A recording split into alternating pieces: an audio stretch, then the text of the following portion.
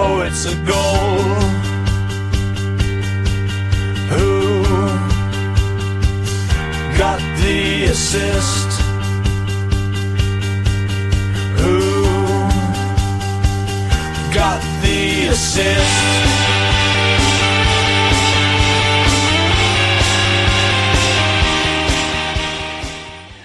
Greetings, sisters. I'm Tom. Feels like it's been a minute, hasn't it? Yeah, again, the weird schedule with the FA Cup weekend has torn everything asunder.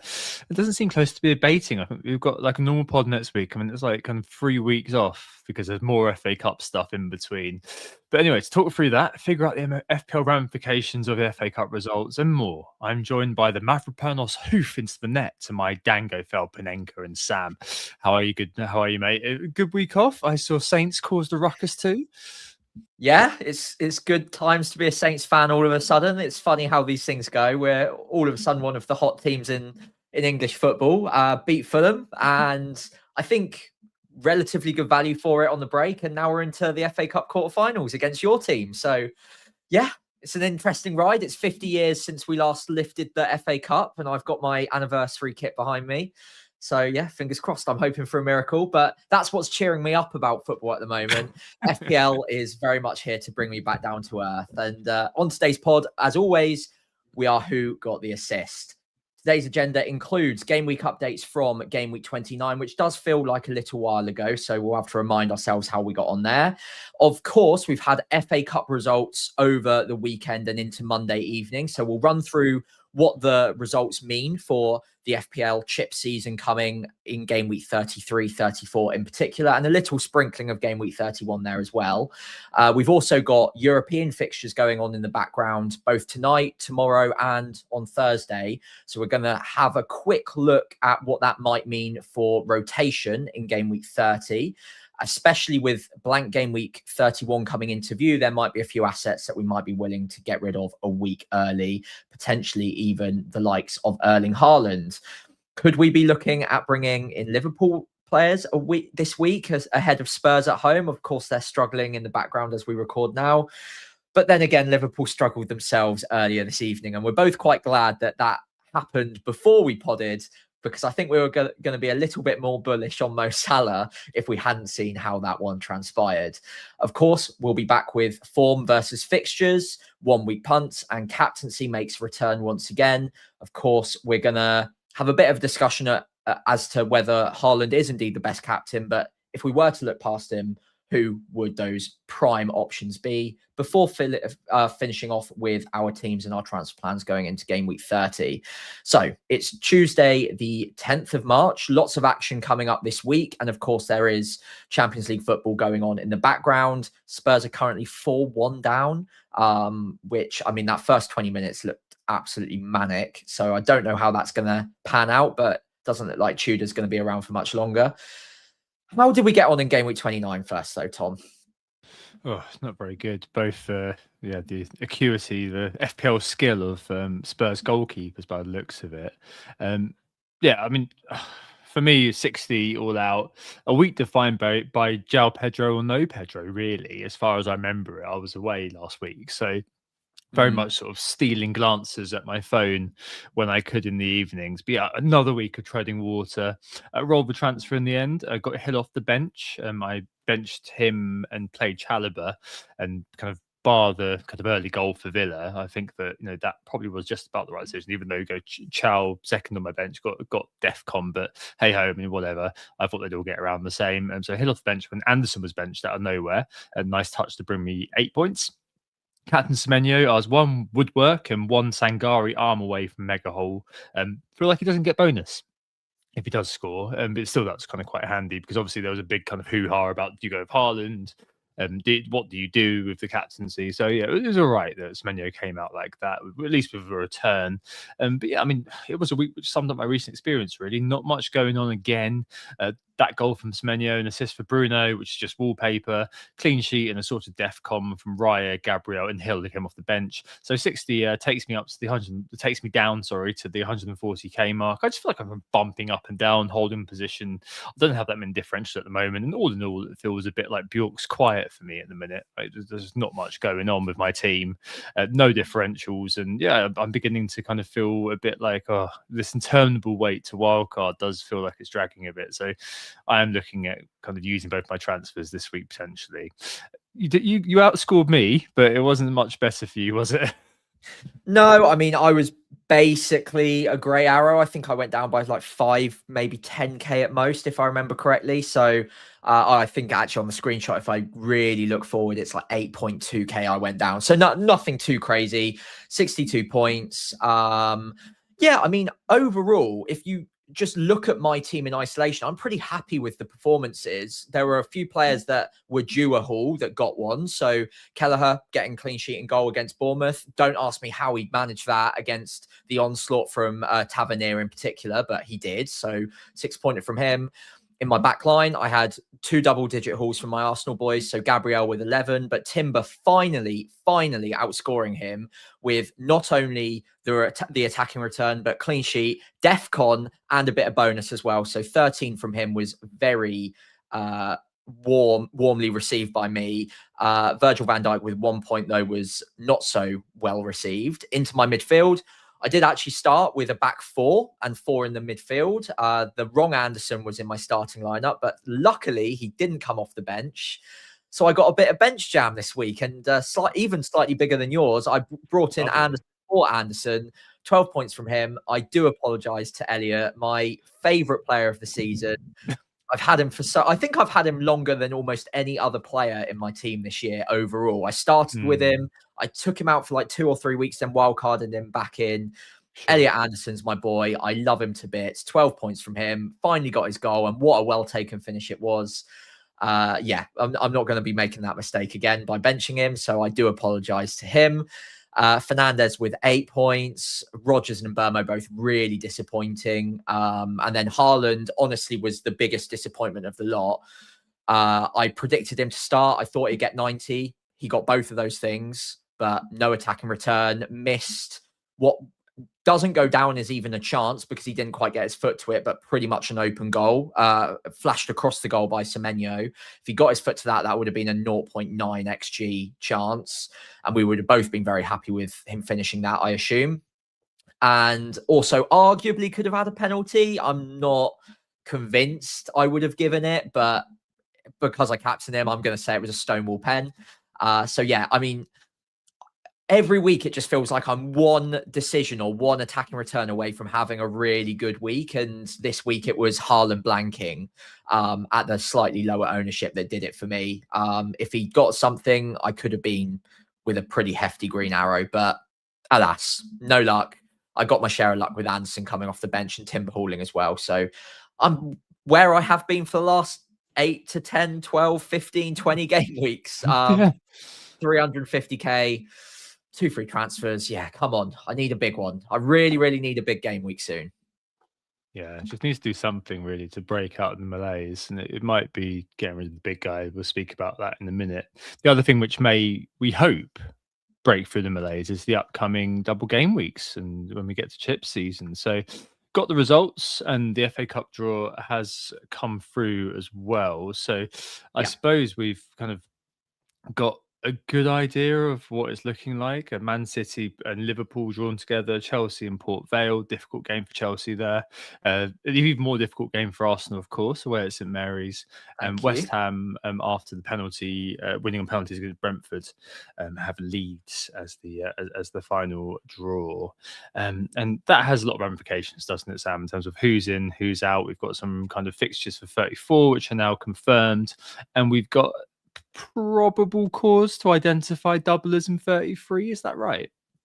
Yeah, we're getting much closer now. And of course, the kinder draws for both Arsenal and Chelsea will mean that they are the most likely teams and their respective opponents in game week 34 to have fixtures moved elsewhere, because there will be a clash in game week 34 with the FA Cup semi-finals. So I've put on screen here the potential double game weeks if those fixtures from 34 do get moved to 33. It's not guaranteed that they would get moved to 33. I'll run through that in a minute, but the likelihood of the fixtures being moved forward to game week 33 are a mixture of the other places it could be potentially moved, but then also the chances of them actually progressing to the next round of the FA Cup. So Arsenal and Newcastle, their opponents in game week 34, have an 84% chance likelihood. That's from Solio, using live market data, by the way. So a roughly 8 or 9 out of 10 chance of them getting a double game week in 33. Those double game weeks don't look excellent, but it is still a double game week. Man City away and Newcastle at home for Arsenal potentially. Newcastle would have Bournemouth at home, not too bad, but then Arsenal away. And then you might be wondering why the odds of a Chelsea double game week in 33 are lower than Arsenal's, even though they've got a home game against Port Vale, which you'd say is an easier fixture than Southampton away. I think objectively that is the case, whether or not I am a Southampton fan. Now, the reason that that percentage chance is actually lower is quite an interesting one. That's because Chelsea also have Europe to contest with at the moment, but in terms of the market odds, they have at least a chance of getting knocked out against PSG. And because of that, they've also got the potential for their Brighton fixture in game week 34 to just move to the midweek. It might not need to get brought forward into game week 33. Now, of course, that's the same with both Arsenal and Newcastle, but given they're both in European competition and it's quite likely at least one of them makes it through, it's going to be quite tough to rearrange any of that fixture into game week 34 just later on in the week. So that's why Chelsea's likelihood's a little bit lower. But even if they did go out against PSG, it's still relatively likely that saying they get through it against Port Vale, that the fixture gets put forward to game week 33. As we move down, obviously the chances get lower. Man City have the same issue as Chelsea would have in terms of European fixtures. But the interesting one with Man City is they've got a tough fixture in the FA Cup against Liverpool. Could go either way. Man City marginal favourites, you'd say, but definitely could easily go either way.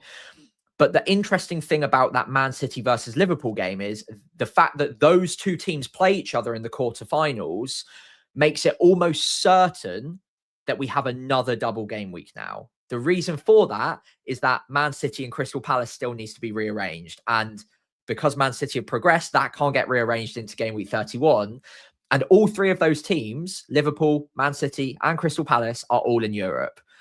So it's going to be very hard to rearrange whichever fixture goes into game week, comes out of game week 34 into anywhere other than game week 33, because Man City versus Palace also needs rearranging as well. That will probably mean that one of those fixtures will have to go back to game week 36, causing another double game week. So triple captainers, you're probably quite fancying your chances there. Right. Finally, just to wrap up the whole section here, there is a lower raft of teams here: Bournemouth, Leeds, West Ham, Everton. So West Ham versus Leeds in the quarterfinal of the Cup. Now, whoever progresses in that one, we might not even get a double game week from them, because all four of those teams, the teams in the quarterfinal and their respective opponents, actually aren't in Europe. So they could theoretically have their fixture just put into the midweek of game week 34. Again, there's no guarantees. We can't read minds. We can't predict the future or what the Premier League organisers are going to do, but they could potentially just leave those games in game week 34. So that's why the odds of those four teams getting a double are a little bit lower, because there's not a necessity to bring that fixture, whichever one of those two fixtures it is, forward to game week 33. You all still with me? Just about. Sorry. Yeah, I mean, I think we just need to see where the dust settles. But a couple notes: one, no Bruno double. I think that's going to cause a few questions for a few people. What you do with that? He just ticks over the 10 million mark not very long ago. I'm sure many people have had him for quite a while. Still got all the positives that United espouse going in his favour, and plus him being I guess, the kind of other premium other than Haaland who's been doing stuff, definitely worth mentioning. And I don't know, mate. I've looked at the kind of the projections that from here and the ones that James has put together from Planet on FPL.team. I just feel like I look at the set of doubles and there's no sort of standout amazing ones, like back in There's the day. not. I think you used to kind of get a really strong team like an Arsenal playing Norwich and I don't know, Middlesbrough or something I'm sure they weren't in the Premier League in the same season, but you know what I mean. Like there was always kind of Just one say or two kind of Southampton. yeah. I don't want to say that, but you know what I mean. Whereas look at these, it's always kind of like one good, one bad, Yeah. everywhere. And no, the Arsenal double game week, Man City away, Newcastle at home. If that comes to pass, that's not the best double game week I've ever seen because there's Man City involved. Man City having the Burnley game in the second game of that week. I mean, that's good. But equally, it doesn't kind of scream to me because there's the Arsenal fixture there. It just kind of feels like your gains are kind of muted, aren't they? Because you're going to end up with kind of maybe 5-6 players you're kind of going to be obliged to, if you're underthinking of a chip strategy like I am, you'll be obliged to probably end up with extra players, like 6 players in those fixtures, and piling onto a team who's playing in a big game like that. I don't know. It historically doesn't scream like something that I would be doing. I checked earlier on as well. I've got 9 doublers already if I don't do anything. And I think lots of people are going to be in the same situation, but they are going to be in not the best doubles ever seen. And a good point that you made earlier about the wrinkle with regards to Chelsea. I mean, they've got on paper probably one of the best doubles, which is not great. It's Man United at home, Brighton away. Both teams who are susceptible to a bit of a meltdown. So I mean, I think that's kind of presaged a few people looking at it and thinking, well, are there any alternative strategies you could do? So, whack in the triple captain if you still got that out in 33, going for 11 doublers that week, and then maybe in 36 where you've got the smaller double projected at the moment, going for the bench boost then. I don't know. It kind of, obviously it's good to have a clear idea of what's going on, but kind of you're looking at the picture and the picture isn't a particularly pretty one, effectively, is kind of my outtake from all of this. Like it almost feels like, just kind of when I've started to look ahead, and I think loads of people have noted this, and I know that's why James went a bit earlier with his bench boost, that I feel like I'm going to be wildcarding out of quite a decent team in 32 to a team which is set up for a subpar set of fixtures. And the saving grace is perhaps that the teams you are going to be targeting, like Arsenal, who have a really good run in, some parts of that are good because if you still got a free hit, you can cover that in 34. But if you look at it, it's just not. There's something about it. It doesn't warm my cockles, as they say. It's a little underwhelming, but I think, considering we've had a lot of this information for quite a while now, it shouldn't come as a huge surprise that the double game weeks themselves didn't have great fixtures in them, because a lot of the favourites have made it this far into the FA Cup quarterfinals. Arsenal, Man City, Chelsea, Liverpool as well. We knew what the fixture would be that comes out of game week 34, and the fact it would likely go into game week 33 was always there. So I can't say I'm massively taken back by the fact that this might be slightly underwhelming, but for me, I think the fact, especially that Man City and Liverpool play each other, is particularly interesting, and I think that could open up other chip strategies as well. I think it's important to note that game week 32 has been the wildcard preference for this season. I think everyone is well aware of that. But given the FA Cup draw and the fixtures that come prior to game week 33 for a few of these teams, there could be another strategy forming that it's hard to commit to at this point in time. But depending how the Champions League lay of the land works out over the next week or so, and what the results are in the quarterfinals, game week 33 might end up being quite a handy free hit week. Thinking it through, if you've got Arsenal and Man City with blanks in both game week 31 and game week 34, if you're free hitting in game week 33, you only really need to worry about them and being exposed to them in game week 32. and obviously game week 30 this week as well, before then potentially wildcarding in game week 35 to set up for a bench boost if you've got it in game week 36. Now, is it the most amazing looking bench boost on paper that I've ever seen? No, but there are some decent teams with cheap players with decent fixtures in game week 36, and there should be almost guaranteed now, in fact, at least 2 teams doubling. So I'm not by any means saying let's rip up our strategies. In fact, I still think on mass, it's just about game week 32 wildcard is the stronger pick for my team at the moment. But there's certainly another couple of routes that have opened up because of the draw, because of what could happen in Europe as well, that it might make it interesting to have a look at another strategy in the last few game weeks. And especially if you do think that Man City are going to rotate against West Ham, well, you could get rid of your Man City players a week early. And if you know you're going to free hit in game week 33, then it's only game week 32 that you've got to be worried about. And they play Chelsea that week. It's not the best fixture. So you could potentially look at going against teams like Man City, Arsenal, and only be exposed to a couple of game weeks. So it's just an option, one that I won't fully consider until we get those FA Cup results after game week 31, before game week 32. So I don't think I'm going to be changing my chip strategy just yet, but it is something I've got my eye on because I'm chasing rank a little bit more than you, and I know a lot of other managers are. So differentiating yourself with chip strategy could be a bit of a play. Yeah, I mean, I was also kind of messing around with this earlier on, like, proper harebrained schemes of free hitting in 33, wildcarding in 34 to deal with that blank, and getting out a 10 or 11 that week. Obviously, it wouldn't be completely ideal, but it would be okay to set up for a bench boost in 36. But felt like there was a tiny bit too much to do, if that makes sense, at the moment. But I don't know, mate. I think this year, as I've said a few times, I was really keen to underthink the chip strategy, but it almost ironically feels like this is the year when maybe because of the unfavorability of what we're seeing in front of our eyes, that it might be a year that lends itself to that a little bit. I suspect most people will do that because it kind of feels like the kind of putting the roundest peg in the roundest hole to do it kind of that way, i.e. wildcard 32, bench boost 33, free hit 34. Yeah.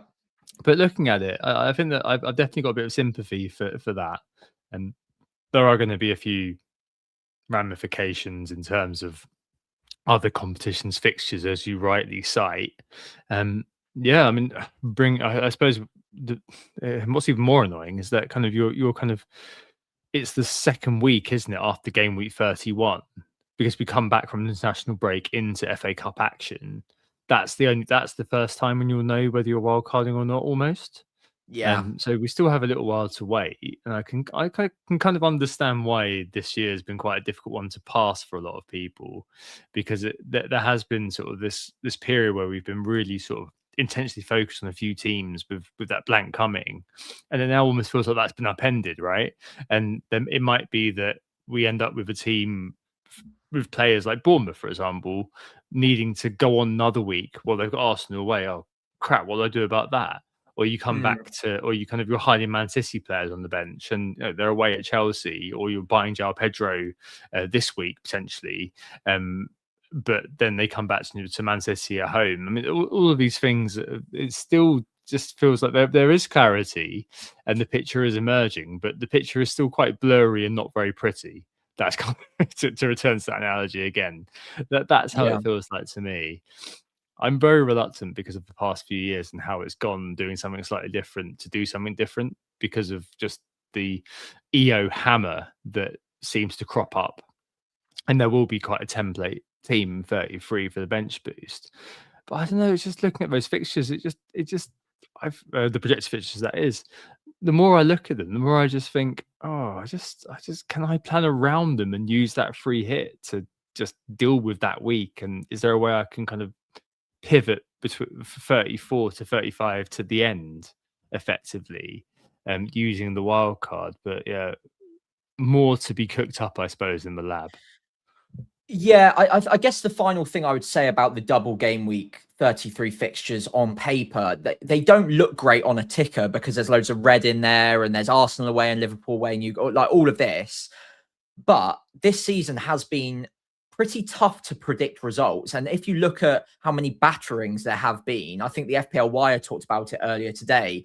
Compared to most other seasons, there's been 20 plus fixtures by this point in the year where there have been bigger than 4-goal margin or 4 goals plus margins. This year, there's only been 6. So that tells me that games are more competitive. There's not much between all of the teams, especially when you're looking beyond maybe Burnley and Wolves up between like 18th and 4th or 5th. There's really not that big a gap in quality. And so you've got like Brighton away at Spurs and Chelsea.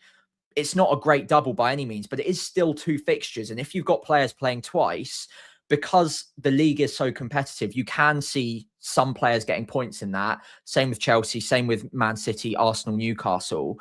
There are no obvious like banker doubles, but in a way, I don't mind that because in a year where there are, let's say Arsenal did have Norwich and Southampton at home, every man, woman and his dog is going to have triple Arsenal and probably the optimal triple Arsenal because everyone will know how important it is to do that. With these fixtures, I think it is slightly harder to say for sure where the hauls are coming from. And in that, I think lies opportunity because maybe people will underestimate Arsenal's double game week. Maybe they'll underestimate Brighton with 2 fixtures or Newcastle. And maybe that's where you can gain your edge with a really nice looking bench boost or a free hit, of course, as well. Because I think a lot of managers will look at some of these and be like, well, I quite like the single game week fixtures. They look good. But actually, there's not as much between a decent fixture this year and a good one as there has been in the past where you look for 3 or 4 exact fixtures on the calendar and you're like, right, those are going to be 5-0s. Let's go after them. There's none of that this year. So I don't mind this as a double game week, and it is still 2 fixtures. And actually, sorry, just to round up, I know I'm going on and on, but the likelihood of rotation in that second fixture is very low. If you look at all of these, other than the Burnley away fixture for Man City, Arsenal aren't going to rotate against Newcastle. Chelsea aren't going to rotate against Brighton. Liverpool wouldn't rotate against Palace, and so on and so forth. So you're going to get the strongest 11 twice, and that is rare in a double game week late in the season. So that's another plus point. Yeah. Okay. I don't know. I think that the picture to me just doesn't look great, and it's almost like I keep coming back to the curse of the bench boost. Like it's just so annoying.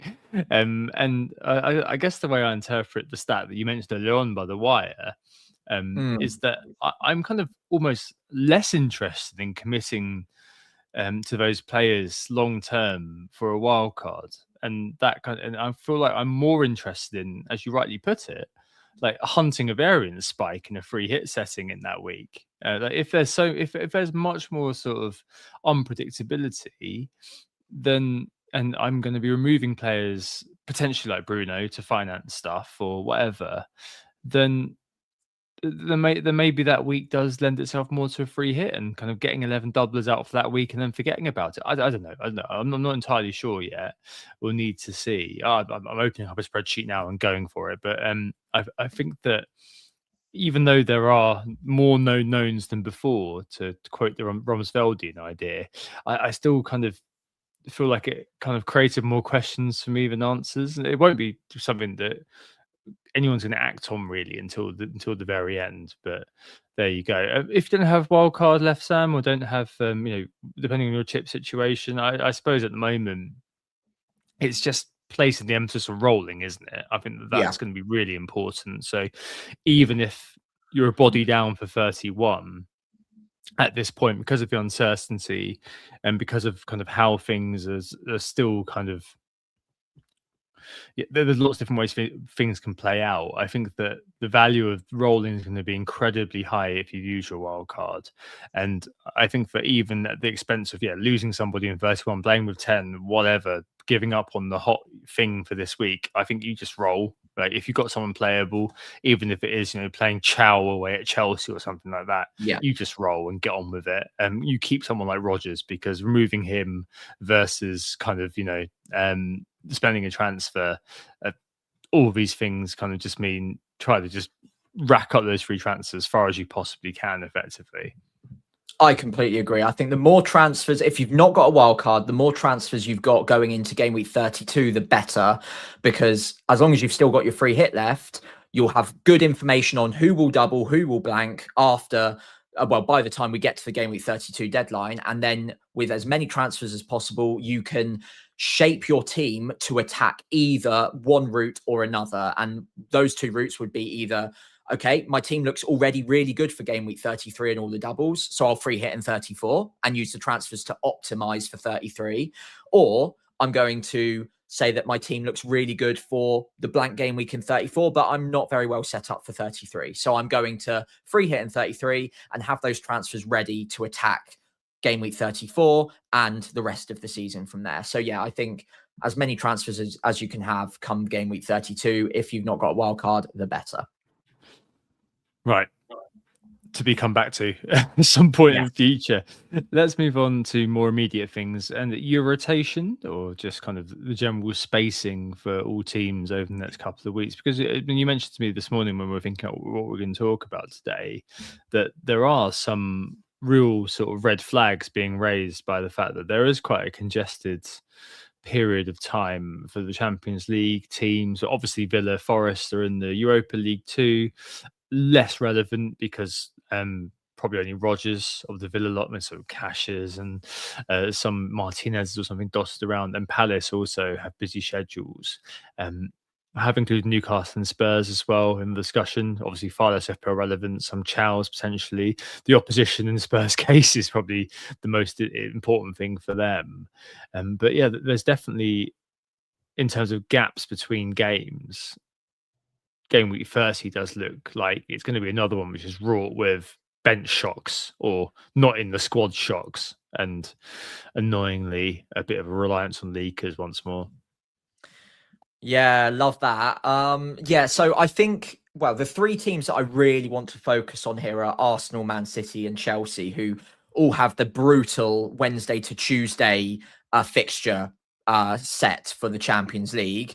So unfortunately, all of them are away first up, I believe. Yeah, they're all away first up. Then they all play on the Saturday, two of which are at home. Man City are away, which won't be helpful for them. And then, of course, play on the Tuesday again afterwards, all of them at home for that Tuesday game. But I think Man City in particular are the ones that I'd be worried about, because that Real Madrid away game is going to be tough to begin with. Then they go to London on the Saturday evening. So at best, they're going to have, one day to train if they're really quick with it. And there's going to have to be a rest after the Real Madrid game. Who knows who gets injured or rotated? Who knows what's going to happen in that game, basically. Then West Ham away is not an easy one, but it might be one that they're eyeballing. Could we start with, I don't know, Marmoush up front instead? Maybe. And then, of course, Tuesday at home to Real Madrid. I think I would find it quite unlikely to believe that they'll be out of sight against Real Madrid away at the Bernabeu in the first leg. So they're probably going to be in a fight going into that home game against Real Madrid, and they're going to have to field their strongest possible 11. So I would be a little bit concerned more on Man City because it's two away games, one home with the really quick turnaround.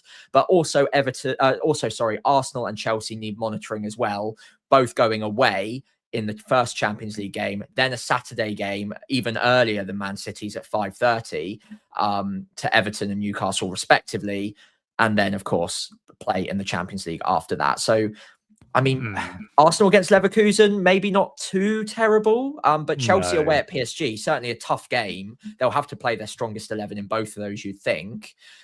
Suppose the good thing for Chelsea is they go back to London and they stay in London, and they're only going to Paris in the first place. So, they could just get the Eurostar after the game. They'll be fine.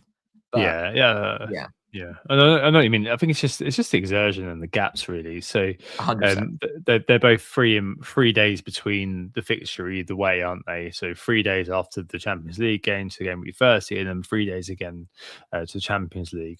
Liverpool, by contrast, have 5 days after their game tonight to Spurs on Sunday, and then 3 days after that to Galatasaray. And obviously the result tonight is a bit of a concern, as you said earlier on. I think we'd have been a lot more gung-ho about recommending looking at a certain Mo Salah this evening. And funnily enough, I mean, I said this on Blue Sky earlier on. I didn't think I'd ever say this, but I'm far more interested now in buying Tavernier than Salah. Something I never thought I'd say in my FPL career, but life comes at you fast. But yeah, I think kind of Arsenal, I'm not as concerned about. Bayer Leverkusen have been in indifferent form recently, it's fair to say. They recently they drew to Freiburg on the weekend, who's kind of lower down the German divisions. They won at Hamburg the week before, but they've been in really indifferent form for quite a while, Leverkusen. So I think that we should come through that game okay.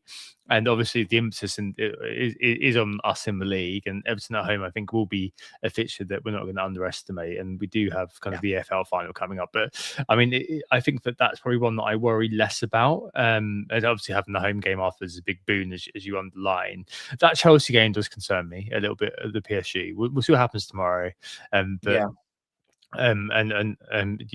rightly referenced the Man City game against West Ham. I think that all in all, to relate it back to FPL, does sort of place a severe question mark over Erling Haaland if you still own him. Just because coming back from an injury, that game with Madrid, as you say, if they are out of sight this time tomorrow, then sure, okay, he's straight in the captaincy situation, but I just don't think that that's particularly likely.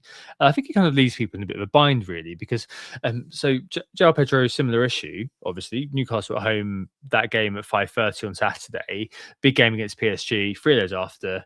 But he's starting to reach João Pedro nightmare levels of effective ownership, especially after the haul this last midweek. And Haaland has lost that sort of fear factor a little bit for a lot of people, and maybe that's a foolish thing for me to say. And next week we'll kind of be sitting here saying, "Well, he just scored a massive amount of points against West Ham. What were we doing selling?" But it's kind of one of those where, you know, it used to be unthinkable to be considering selling Haaland, but at the moment it just doesn't look like he's quite producing to the standard of a 14 million plus player. I think that João Pedro would have been the obvious incomer, but he's got the same issue in terms of expected minutes or expected starts even against Newcastle at home, despite the fact that Chelsea do similar to Man City. If we're reading the TDs about motivation, they've both got similar motivation. So there's nothing really to kind of give you any sort of lead there, I suppose. And I don't know, like if you own João Pedro, I guess you could use it as a route to Ekitike, like selling Haaland if you're in a 3-5-2 and you've got Thiago and Haaland up top. Maybe you might think Ekitike this weekend's a good captain, which I personally do. So he's my bus captain at the moment. But I don't know, Sam. I am thinking of kind of, at least for the next couple of weeks, popping Haaland over to João Pedro. Like if the deadline was in 60 seconds and I was being forced to confirm something now, I would be kind of selling Haaland for João Pedro right now. But obviously I'd know a lot more by the time deadline comes around, so it won't be something that I'll be doing tonight. Nonetheless, I don't know, I just feel like with this, plus the fact he hasn't got a game in 31, I feel like it might be kind of a moment to move him on a little bit if we're worried about his minutes against West Ham, which I think that there is just cause to be worried. Yeah, I think no one's really saying that Haaland would be a bad option against West Ham if we knew the minutes were good. I mean, I know that his goal share seems to have gone down a little bit, his shot volume as well. Playing the split strikers obviously isn't good for his haul ability. But against West Ham away, if this was regular season and you knew he'd play 90, yeah, none of us would be worried about that. But because of the quick turnaround, because it's Real Madrid, and because it's also then followed by a blank anyway, it does mean that there's an opportunity potentially to look elsewhere if you are of the mindset that, yeah, okay, I can see Haaland either getting benched or taken off after 60 against West Ham, so he is okay for Real Madrid at home. There's always going to be a risk because in 60 minutes, even 30 minutes, Haaland can haul. But I think all of the signs do point to not that he can't haul, but just that it is ever so slightly less likely than it would have been previously when they were playing with that singular striker system earlier on in the year. Can he still haul? Yes. But it's what the money can do elsewhere. And if you aren't going to captain Haaland this week, I would probably make that decision first and then use that to decide whether or not you're going to sell him. Because if I'm not potentially planning to captain him this week, I'll probably sell him, because I think all of the other best captains are players. Well, number one, I don't own, but two, are quite expensive options, mainly in the midfield, that I can use the sale of Haaland to fund. And both of those options, I mean, we'll talk about Salah in a minute, because there's a whole different discussion happening with him now. But there are other options, even Ekitike up front as well, that you could look at captaining with good fixtures. And even in game week 31 as well, it solves a problem. Getting rid of Haaland doesn't just solve a problem this week, it also solves a problem next week as well. So I am really strongly considering getting it done. And sure, I mean, maybe this is the right time to start talking about Mo Salah, because I was so desperately hoping to see something more from him tonight. Because it would have it would have fueled that ambition to, okay, João Pedro, easy buy for a striker. I could look at Ekitike as well. I think I'd probably go João Pedro, because then I could also get Salah. I couldn't get Ekitike and Salah. I don't have the money. So, I mean, you mentioned you're a little bit worried about João Pedro's minutes in game week 30. I'm less worried about his than I am Haaland's, to be honest. Yeah. But I suppose let's see how that goes tomorrow. Yeah. Are you still? I know we talked about it off air before the Mo Salah stuff happened earlier. Are you still tempted to sell Erling Haaland regardless? Yeah, I think I am, for the reasons that you've literally just laid out, which are that if I'm not captaining him, which I'm fairly sure I won't be, purely because even if he does start, I don't think he's going to play that long. We need to see what happens with Real Madrid. I don't want to state the pod too strongly. But my feeling is that if I get, I agree with you that I think my minutes prognosis of João Pedro is probably better given the form he's in and his importance to Chelsea right now versus the lap. But if I get 2 games of João Pedro versus 0.7 games of Haaland for free, and he's also João Pedro a captaincy candidate in 31, plus I plug a major EO rank threat, then I think that kind of becomes a bit of a no-brainer. Potentially, if I think that Haaland isn't one game my captain, 2 going to start and or get the 90, I think that if Marmoush isn't starting tomorrow, then I think that kind of probably, again, reading the tea leaves, Pep stuff, blah blah blah. I think that probably gives me my answer. I think that the Salah thing obviously comes into its own when you think about the money that's then being freed up.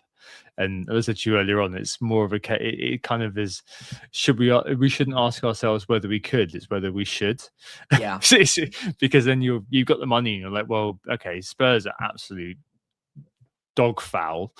Should I be therefore going for double Liverpool attack there? And even though, he got subbed off at 60, he was anonymous. I mean, Spurs are not doing very well, it's fair to say, no matter what goalkeeper they've got in. So there's going to be a temptation to do it, but also kind of Tavernier versus Burnley, we'll speak about in a minute. So I think for right now, for just a couple of weeks, I mean, normally obviously I wouldn't be saying this, but for a couple of weeks with diminishing returns in terms of the money you'll get back for Haaland if your team value is a factor, because he is kind of dropping like a stone, isn't he? It just kind of feels like a bit of a logical thing for me to do. I suppose it's difficult for you because if you're in your 3-5-2 with Thiago and then one of Ekitike or Pedro to choose between, that I think becomes a bit more of an interesting conundrum because it's a 1-50-50, which I hate, and 2, you'd captain one, but you probably wouldn't captain the other. So I think a lot of that will come back to in the captaincy chat. But yes, it's a very tough decision if you're in a 3-5-2, and it's kind of one I've blundered into being a bit more of an easier decision for me. Yeah, I mean, going into tonight and before the Liverpool game, I was kind of toying between 2 Liverpool-Chelsea combinations. Option A was João Pedro with Salah as the double swap. And option B was Palmer with Ekitike. Now, I instinctively preferred the Salah João Pedro route because Salah is a really high upside differential captain. He's on penalties, usually gets 90 minutes.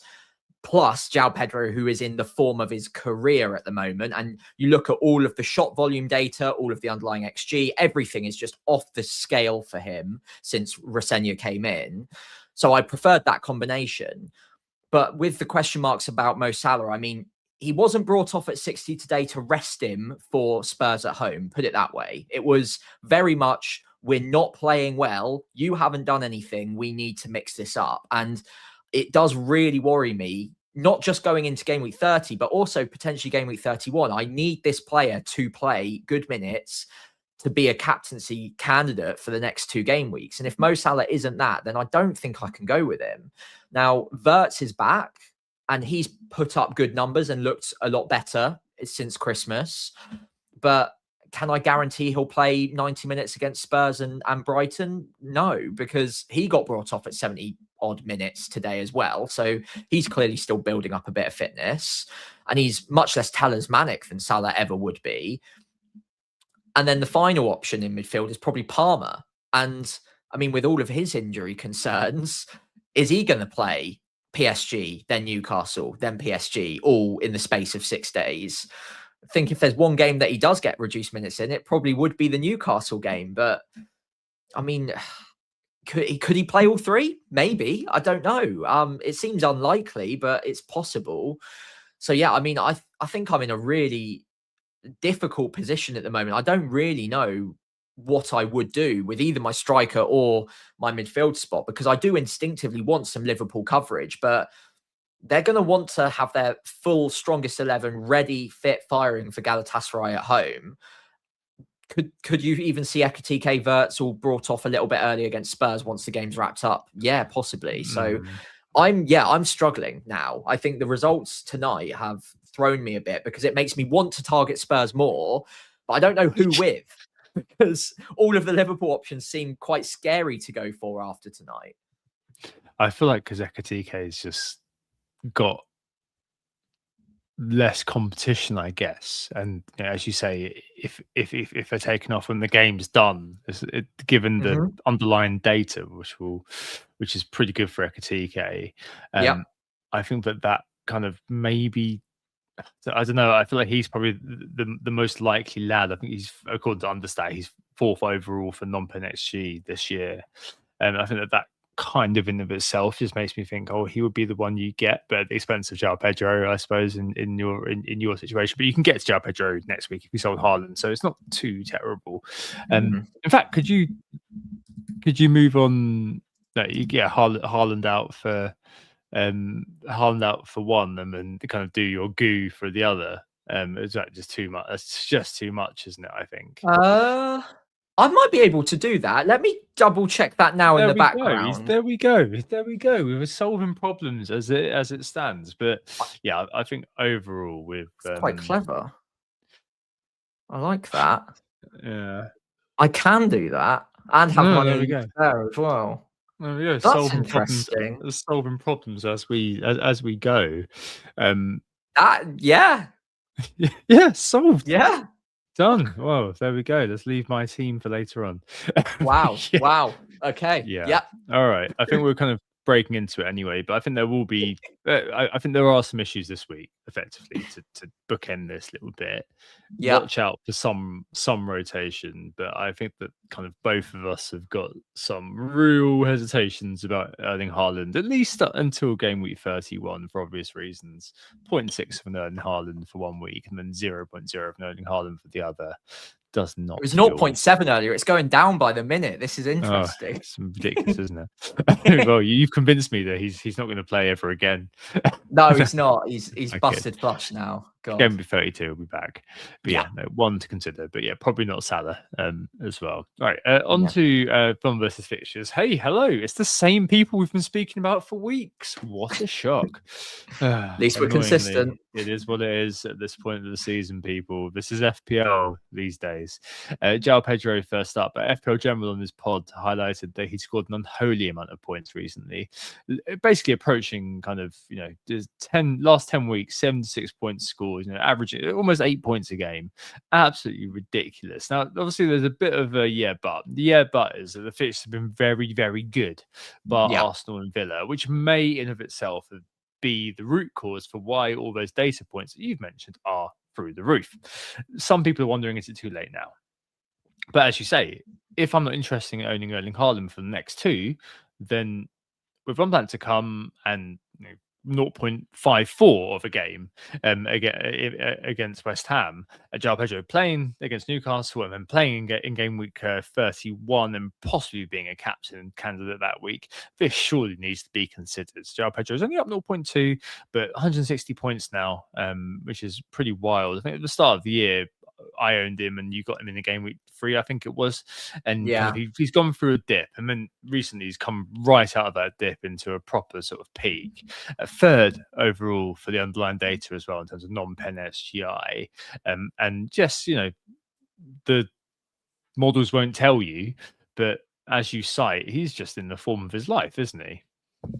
Yeah, I think it's really interesting, the change in system and how it's worked in his favor since Rosenya's come back in. I don't know what he said to him, but even after like one or two matches, that you could see like they were getting along really well, João Pedro and Rosenya, like off the pitch, like in the post-match like press conferences and stuff. They were like hugging each other and like saying he's the best manager ever and all of this stuff. Something's happened where basically, I think Rosenya's just said, right, stay in this area and shoot as often as possible and back yourself, because the only thing he wasn't doing during that entire dip since he went off of form, around game week 6, 7, all the way through to when Rosenya came in, is he wasn't shooting enough. Like, he really wasn't getting the chances. He wasn't taking his shots. And the big chances per 90 was something like 0.5, something like that. That's now up to an average of 2 per match since Rosenya came in, I believe. So he's getting the chances and he's basically just shooting, which is a valuable thing for a striker to do, most would say. And I think in his Brighton days and early Chelsea days, he was used not as an out-and-out centre forward, and maybe even he wouldn't define his best position as that central number 9. It was more floating in behind the striker in that 10 role, maybe second striker, and playing off the rebounds and off the second touch. So now he's very much leading the line and taking all the shots, and Palmer's linking up well with him. I think the next 2 fixtures are good enough. And like all of the data points we referenced, the fixtures have been good, but they haven't all been good. Not the entire time that Rosenya's been in, they've had nice fixtures, and he's still looking right at the top of all those charts. So, I mean, I don't own him. I'm finding it really, really difficult to find a reason not to, other than, could there be rotation against Newcastle? Is there a possibility that happens? Maybe, but I think because it's Newcastle, the percentage chance in my mind goes down. Same. If they're rolling into Burnley at home, then I'd be like, sure, Delap's playing that one. Oh man, I don't know. The guy's been the bane of my FPL season, and also kind of the sole reason that my Workmania League advantage has been pared down from like 40 points to like 14 over the last couple of weeks, just because he's been such a massive tear. Like, I don't know. Obviously, I'm advocating buying a player who's got ridiculously high EO, but it's one of those things that, it's points chasing, but we all want points, and this guy is doing points. let's just not do it to ourselves in some way, shape, or form. A lot of people won't do that. We'll have a personal grievance against João Pedro. One of those things where you just say, just go for it and just do it if you are thinking about it. I may not. Who knows? It may be that I just think, you know what, I probably want to leave Haaland in because the other day I looked at it and a bit like Romelu Lukaku, the stat that was always ruled out is that he loves playing West Ham. Haaland scored the most goals against West Ham in the Premier League.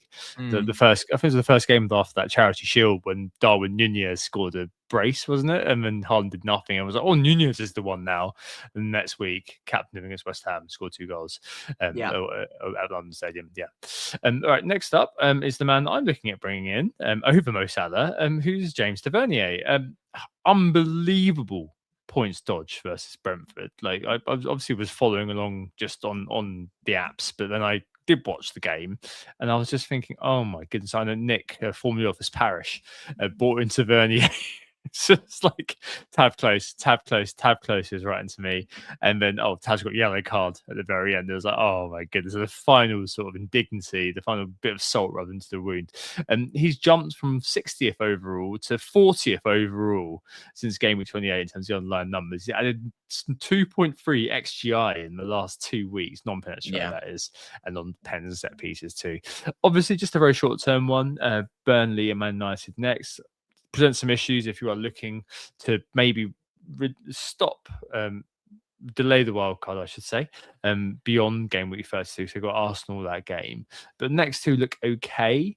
And I think, I think that, just for that Burnley game alone and having the fixture in 31, he seems like a very meritorious pickup to me.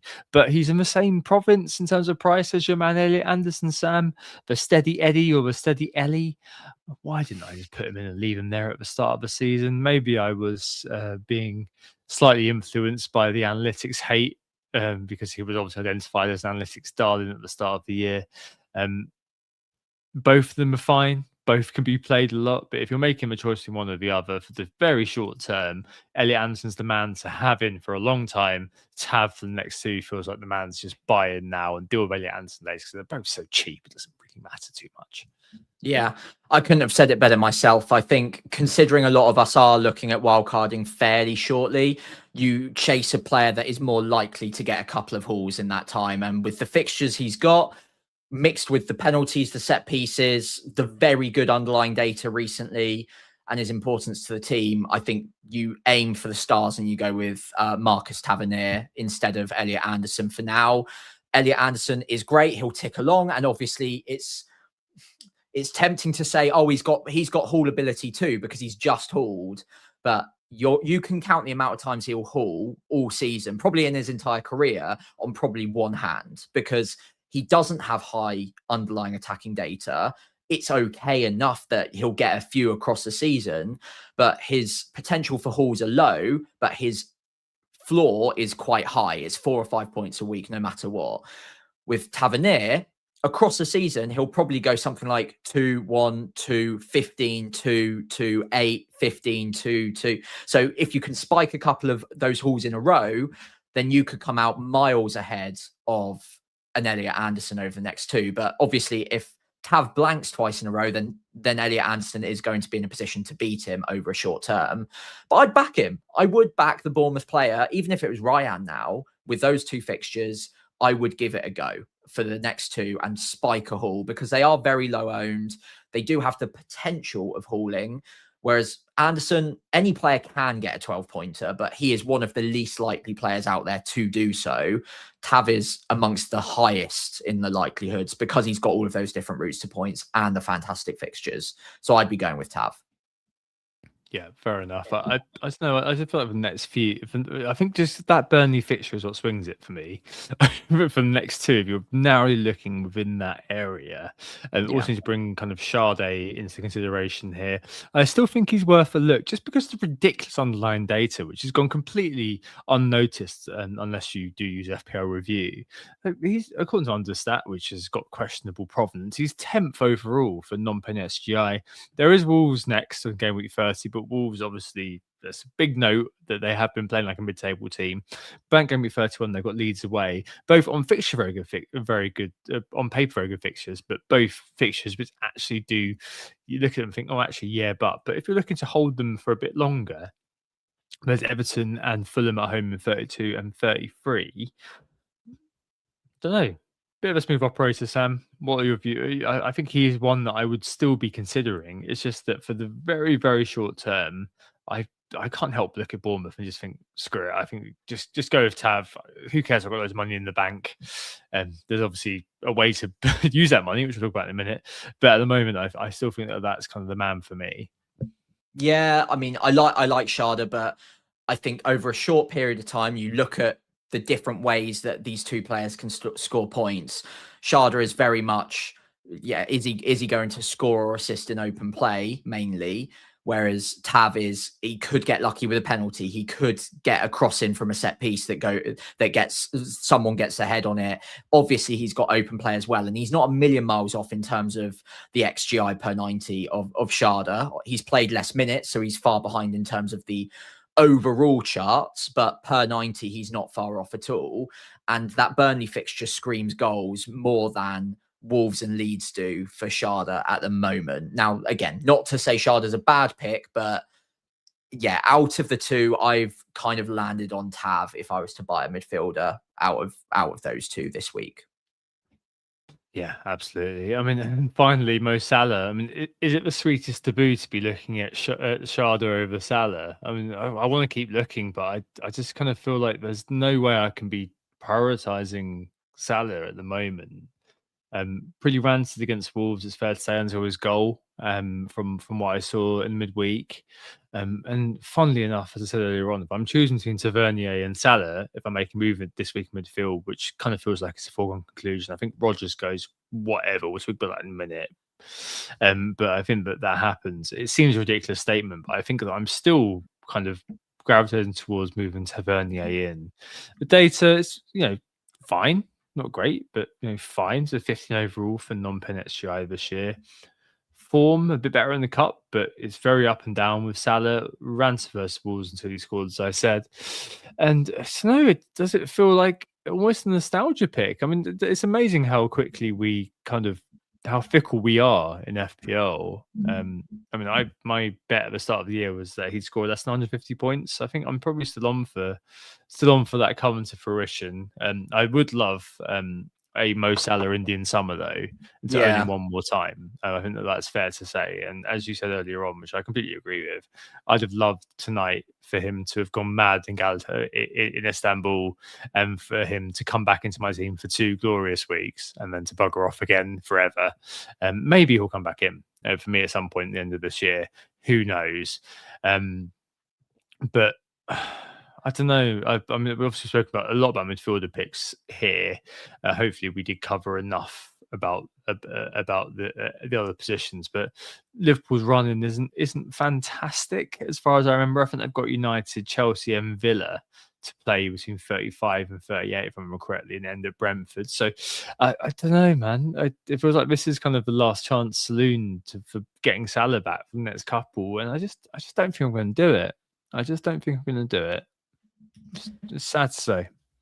I mean, I want it. It's one of those where your biases do take over, because it does feel like an opportunity when there's a player that there's something in there, that he's got the potential, because he's done it season after season after season, and it's probably one of the last chances we're going to get with him, especially if he leaves in the summer. But I just I need some sort of better signals than 60 minutes against Galatasaray before being hooked. And I need better signals than all of the numbers he's been putting up this season. His goal share's gone down, his shot volume's down, his accuracy's down.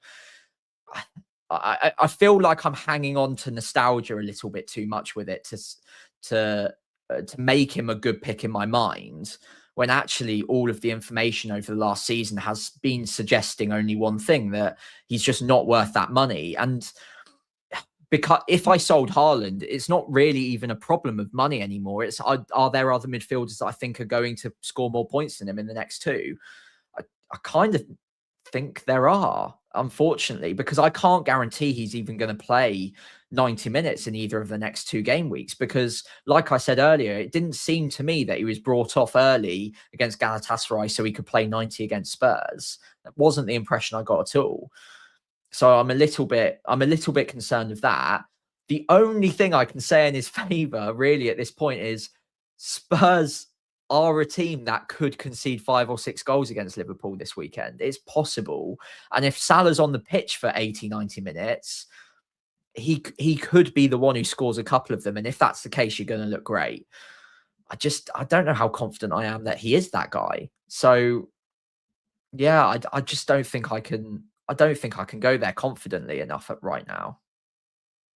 No, you can't. Unfortunately, I really wish I could. I really wish I could make the case to do it confidently. It would be a punt, wouldn't it? Like, and some people might like that. I'm not going to say no to if someone does want to do it. Yeah, he was rested. God, I just can't go there. Right, okay. And the final one this week is Senesi. Couple of defenders, basically a token discussion on defenders at this point. Yeah. I just basically think there's no benefit in going off half defensive picks unless you do a job for you in 31. If you've got 2 playing defenders in 31, I don't know what you'd have. Gabriel, Timber, another who's got a blanket of, I don't know, Munoz. Richards in 31. Richards, then maybe Senesi or Hill would be the one that you go for. If you don't have your wild card left, then I think I'd almost be tempted to just play with 2 defenders in 31, honestly, over filling in the gap. It does feel very, very risky at the moment. Yeah, I kind of agree. I mean, 2 defenders in game week 31, it doesn't sound great on paper, but if you've got 2 of the stronger ones, let's say Van Dijk and Anderson with a home to Burnley for him, is it worth using a transfer on an extra defender, or is it worth maybe using that transfer later on down the line to get an extra double game week player? So either way, you're gaining a fixture with a transfer. So is it more powerful to use it on a defender in a game week where there aren't too many defenses that you could reliably bank a clean sheet from? Even Newcastle at home to Sunderland, so you wouldn't bank. Senesi at home to Man United, you couldn't really guarantee a clean sheet there. So is that transfer more powerful later on down the line to pick yourself up an extra doubler or to remove a blanking player in 34 if you're going down that route? It might be. So, yeah, I can see just playing with 2 defenders if you're running out of transfers. But if you've got a spare one, yes, Senesi, Hill, both look good. I mean, especially this week. You'd buy them this week, probably not in game week 31 specifically. Yeah, just get some DEFCON and move on with your life. Okay, on to 1 week pump very quickly. Last week with Everton, target Burnley. Surprise! Yeah. I got KDH. I got 9 points from him, which was nice. And then Dai, just the assist for you, with 6 points. This week we're targeting Burnley. What a surprise! At 167 for me, plays 142 for you, and I've gone for Ryan, and you've gone for the man himself. Yeah, so I've gone for Tav. I mean, we've obviously already given our propaganda piece on him today. I'm hopeful that he goes big against Burnley for the causes of this, but if I'm not buying him this week, which looks unlikely, equally, I hope he stays quiet for those reasons. But I think he'll be differential enough that it won't matter. But yeah, I think Bournemouth mids against Burnley seems sensible, right? Yeah, I think Tavernier keeping quiet and not actually scoring points is actually the biggest thing that draws me into buying him this week. Is that the underlying data is great, but there's going to be no rush. He's going to be a bigger differential than ever before. On to captaincy this week. And yeah, I mean, this is the no Haaland cut, all right? And I think that we've both given our piece for why we think that maybe Haaland may disappear from our teams. If he is likely to be a player that you think can get decent minutes and start against West Ham, I think that keeping him in and captaining him is probably still the best option. However, Sam, there are a multitude of different options out there. I'm currently busting Ekatike. I just think that could be a raucously high-scoring game, despite what you were saying about obviously maybe a minute's risks, kind of the 70, 80 minutes mark. But they've got 5 days, between tonight and it obviously didn't go very well in the Spurs game, and he obviously has done very well to get at Anfield, and I think that he probably could be quite a good one. I don't mind Bruno against Aston Villa as like a bit of a safety pick. I actually quite like Gabriel this week as a pick as well. Could be one of those sort of 4D chess sort of moves where you kind of go with it and maximize a bit of a wallpaper pick, but probably very similar with Bruno too against a stuttering Aston Villa. All of these teams they're playing, Spurs, Aston Villa, and Everton, are kind of in the middle reaches in terms of versus XGC, like not great, mid-table, lower mid-table, effectively. So it kind of is, you're hunting variants, aren't you? If you are going against Haaland, which I feel like I feel like that's quite an interesting thing to do this week. So I think the effective ownership will still be around 100%. I don't think it will dip below that. I'd be quite surprised if it did, given that most people will see a West Ham with a green and just be like, oh yeah, I'm going to leave it on Haaland. So I think there's opportunity this week, isn't there? Yeah, there is opportunity. And there's not really much between all of the other options. I think Liverpool picks, Ekitike, Wirtz, Salah to a lesser extent now, all were in contention. This is why I really like the idea of Salah, because he was going to be the lowest owned out of all of them, probably, and arguably the higher upside. But that's probably sailed now. So Ekitike looks really good. The thing that maybe puts me off slightly is the lack of penalties. So he really does need to get open play attacking returns against Spurs. But having seen what we have tonight with Spurs, I think it's fair to assume he'll get the chances to get those open play attacking returns against them. Bruno Fernandes is just, routes to points, always great. Villa have looked shaky. Their defensive display against Chelsea was very poor, and they're going to be playing on Thursday, whereas Man United have had the whole week off. So they'll be fit, firing, ready to go. I think that fixture favours both Bruno and Mbeumo, potentially. I like both of them for this week. And then, like you say, Gabriel, over 50% chance of a clean sheet, according to live market odds for Arsenal at home to Everton. So, a bit, like you say, a bit of a hygiene pick will probably be sitting at around 80 to 90% effective ownership. So if you want to maximize that upside with Arsenal defense and Gabriel, if you back him to get DEFCON and maybe a couple of bonus points, then he's also in the mix too.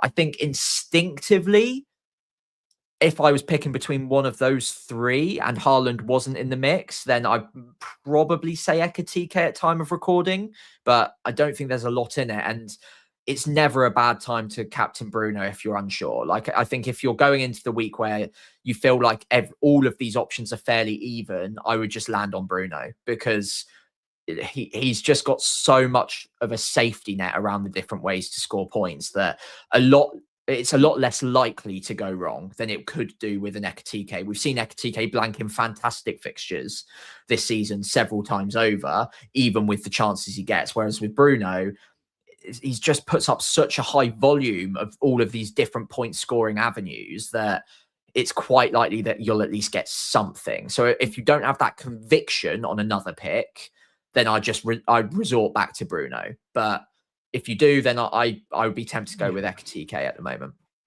Yeah, no, he's Bruno's just such a there's a bit of a safety blanket, safety net sort of player, comfort blanket, safety net, comfort net, safety blanket. Yeah. Well, I think it's one of the things you use when you're hiking, isn't it? You've got something like that. Yeah. All right. On to our teams for the week ahead. On that note, and you're in a bit of a 3-5-2. You've got a choice if you decide to sell Haaland. You're also in Rodgers, so interested to hear what you're doing with the 2 free transfers. But fairly decently set up, assuming that we don't have another disaster in terms of your Arsenal picks deciding not to show up and your bench being used again. Yeah, so I mean, this could be a roll. Starting 3-5-2, Kelleher in goal at home to Wolves, double Arsenal defence at home to Everton, Virgil van Dijk at home to Spurs. So I've covered off with those 4 positions the 3 teams who have the highest odds of clean sheets this week by a decent margin as well. So that's fine. No problems there. Into my midfield, double Man United at home to Villa. I quite fancy both Bruno and Mbeumo in that one. Mbeumo's been frustrating to say the least, but I'm willing to give him time there. And Elliot Anderson has been more than earning and deserving of a spot permanently in my starting 11 at the moment. More on that in a bit. But he's at home to Fulham, decent fixture. And Rodgers away at Man United is probably the weak point this week. But I've got limited free transfers and he does at least play in game week 31. It's also worth noting in the reverse fixtures against Man United and West Ham earlier this season, he scored 15 points in both. So it's not impossible that he does get something in either of those games. It is worth noting, though, that he's looked poor, Villa have looked poor.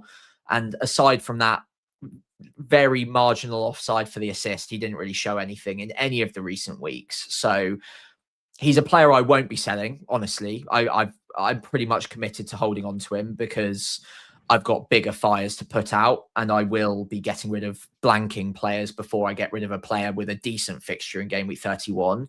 But if I did have more free transfer spare, he would be on the chopping block. I don't want to own him. He's just there because I've got other problems. Up front, Haaland, currently with the armbands, just assuming he would have got good minutes against West Ham, but that's the big debate, as we know, and Thiago as well against Wolves. Now, going into tonight, before Liverpool played, I was tempted, if I wasn't rolling, to do a double swap of Haaland and Rice, if I thought Haaland's minutes were going to be reduced, to either Salah and João Pedro or Palmer with Ekatike. Now, Salah's shown nothing, so I don't think I can go with that route, but I would still like João Pedro because he's been fantastic. But then again, maybe it's Cole Palmer's time to shine. And maybe I go with Ekatike Palmer as a combo, and that would be a bit more differential. And maybe that's what shoots me up the ranks in the next couple of game weeks before a wild card. All of that being said, your suggestion earlier is one I had not considered, which is Haaland and Mark Giu to Ekatike and João Pedro. And then I get a bit of the best of both worlds. I get both of the strikers I really want. I set up in the 3-4-3, and then I've got a real decision as to which of my midfielders I bench this week. And it's between Rodgers and Anderson. Bench Rodgers. It's Do you ridiculous, reckon? isn't it? Ridiculous to say, isn't it? Does it help? Yeah, I don't know. I was going to say, does it help with this potential bit of breaking news that Romero and Polinia both went off with concussion protocol, potentially substitutions? So Spurs will be without Polinia, Romero, potentially, time of recording, and also Van der Ven this weekend. Does that help potentially with maybe thinking about it? So if that was the new, if that came through, I think that it would become almost no-brainer to get Ekatike, right? Yes, I would say so. It'd make me almost quite keen to try and find another Liverpool player to bring in, to be honest. But yes, that is hugely helpful breaking news. I mean, obviously, I hope they're both okay. But yeah, concussion protocols would mean they would miss, wouldn't it? That isn't it? I can't remember what the it's 5. I think it's at least 5 days, isn't it? So I would have to do some maths in the background, but that would mean that potentially they're out. They'd almost definitely miss that game. So that would make me quite bullish on Ekatike, to be fair, and probably captaincy as well, even more so.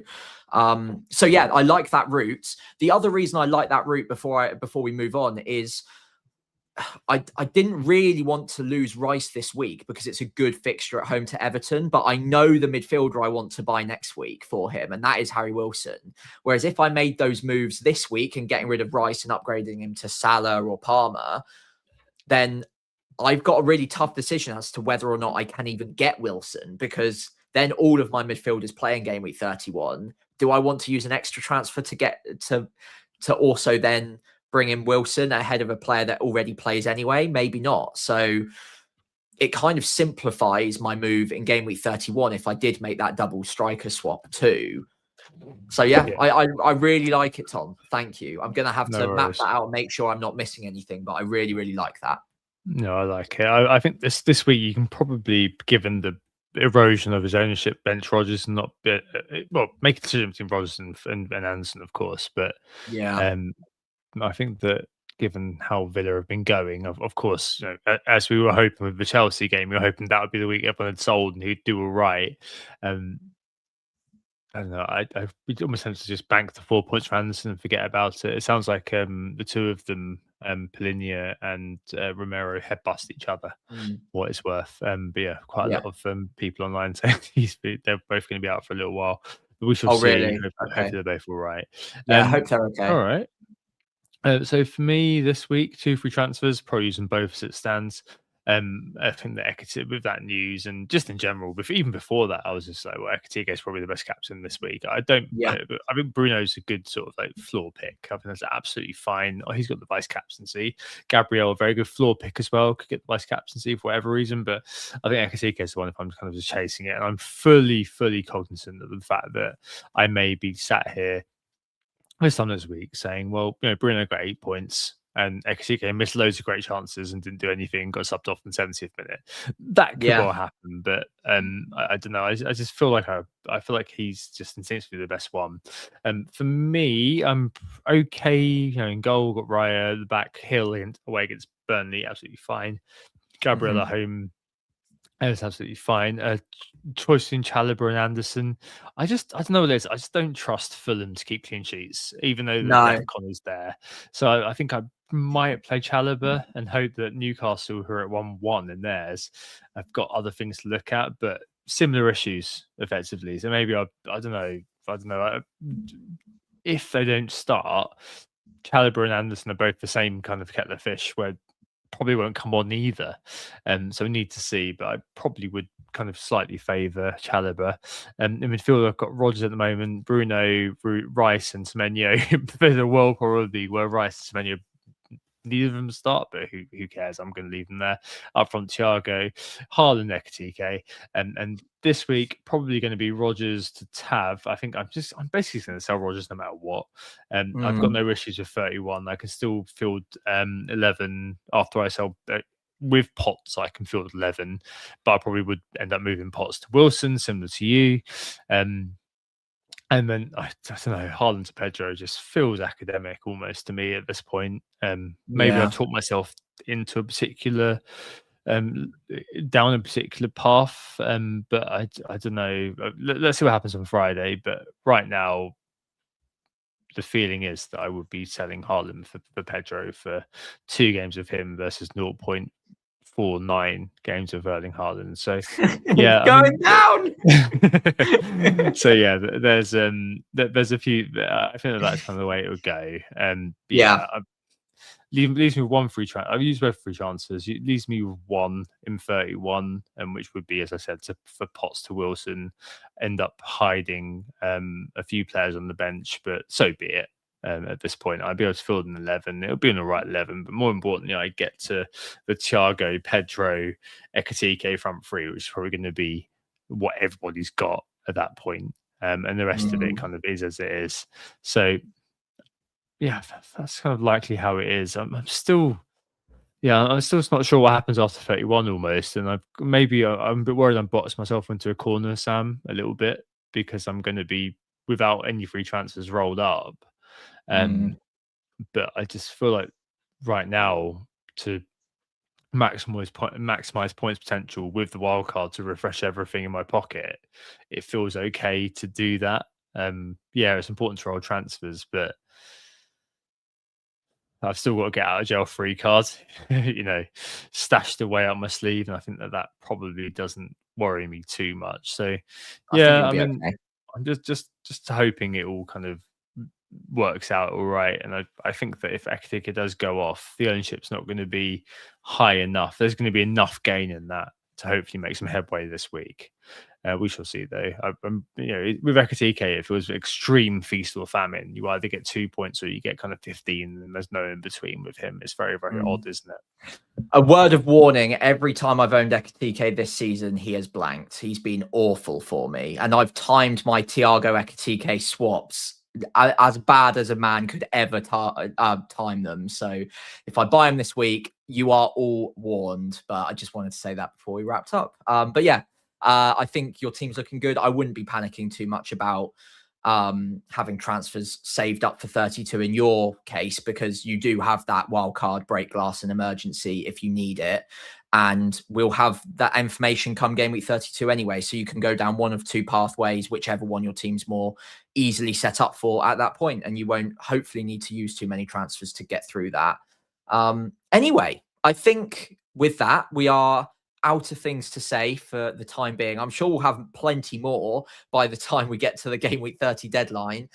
So do make sure, as always, you follow us on the social channels I'm about to mention. But thank you all so much for listening. We were Who Got the Assist. On Blue Sky, it's Who Got the Assist, all written out one word. FPL Pricey for me on there. On X, it's WGTA_FPL. And again, FPL Pricey for me on there. And on YouTube, it is Who Got the Assist, all written out one word. And I'm over there at FPL Pricey as well. If you did enjoy the pod, we would really appreciate it if you could give us a follow on those social channels, give the pod a 5-star rating wherever you're listening, and of course, leaving a like, hitting subscribe on YouTube is also greatly appreciated. Thank you all so much. Yeah, thanks everybody. Thanks, Sam. I hope this issue makes sense of the fallout from the FA Cup results, and maybe consider what you're doing in Game Week 30. Maybe consider, if you haven't done already, selling Erling Haaland. Back as usual next week. So we'll see you next Tuesday. Oh, it's a goal. Who got the assist? Who got the assist?